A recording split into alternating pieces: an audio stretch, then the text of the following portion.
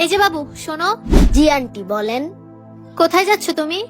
Aunty আমি school থেকে বাসায় যাচ্ছি। বাবু তুমি আমাদের সাথে চলো, আমরা তোমাকে বাসায় পৌঁছে দিচ্ছি। আমি আপনাদের চিনি না জানি না, আপনাদের সাথে কেন যাব? আমি একা একাই বাসায় যেতে পারবো। আরে বাবু তুমি এত কষ্ট করে এই রোদের ভিতর পায়ে হেঁটে যাবে, তুমি তো অসুস্থ হয়ে যাবে। তার থেকে বরং তুমি আমাদের সাথেই চলো, আমরা তোমাকে বাসায় পৌঁছে দিচ্ছি।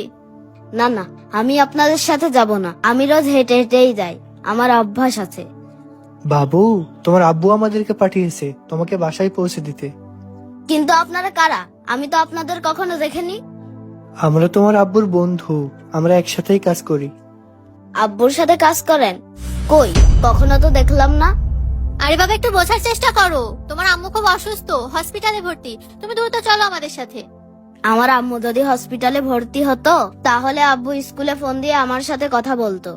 আরে বাবা তাড়াহুড়ার মাথায় তোমার আব্বু তোমাকে ফোন দিতে ভুলে গেছে। না না, তারপরেও আমি আপনাদের সাথে যাব না। আচ্ছা বাবু তোমার কি কি চাই তাই বলো। আমার কিছুই চাই না। তুমি আমাদের সাথে চলো, তোমার যা যা চাই তোমার সবকিছু কিনে দেব। চকলেট কিনে দেব, আইসক্রিম কিনে দেব, আরো নতুন ড্রেসও কিনে দেব। আরে আন্টি আপনি এত কথা বলছেন কেন? আমার কিছুই লাগবে না, আর আমি আপনাদের সাথে যাবও না। দেখো আমি কিন্তু তোমার ভালোর জন্যই বলছি, তুমি আমাদের সাথে চলো, না হলে কিন্তু এর ফল ভালো হবে না। কি ভালো হবে না? হ্যাঁ, আমার থেকে দূরে থাকেন, না হলে কিন্তু আমি চিৎকার করে লোকজন ডাকবো। কি করবো এখন? এই পিচ্ছি তো আমাদের কোনো কথাই শুনছে না। আমি আপনাদের মতলব বুঝতে পেরেছি, আপনারা ভালো লোক না। তাহলে কি করবো এখন? জোর করে তুলে নেব নাকি? কি বুঝলেন স্যার? ও কি আপনাদের কথায় রাজি হয়েছে? ভেরি গুড, আপনি তো বাচ্চাদেরকে অনেক ভালো শিক্ষা দিয়েছেন। Thank you sir. স্যার আপনি এনাদের চেনেন? হ্যাঁ রাফি, এনারা আমার মতোই টিচার। না স্যার, এরা আপনার মতো না, এরা খুব বাজে।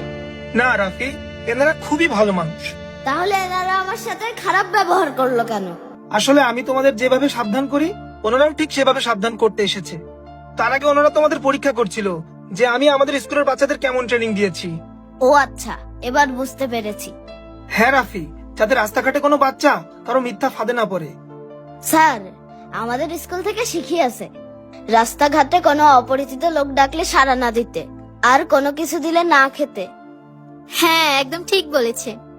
ঠিক আছে রাফি, তুমি বাসায় চলে যাও, দেরি হলে তোমার আম্মু আবার টেনশন করবে। ঠিক আছে স্যার, আসসালামু আলাইকুম। ছেলেটা অনেক বুদ্ধিমান। স্যার, আমাদের স্কুলের প্রতিটা বাচ্চা এরকম সচেতন। এই বিষয়ে আমরা আলাদা ক্লাসের ব্যবস্থা রেখেছি। Very good and thank you so much. আচ্ছা থাকো, আমাদেরকে আবার অন্য স্কুলে যেতে হবে। প্রতিটা স্কুলে যদি এমন ব্যবস্থা থাকে তাহলে পথে ঘাটে আর কোনো শিশু অপহরণের শিকার হবে না, তারা নিশ্চিন্তে ও নিরাপদে বাসায় ফিরতে পারবে।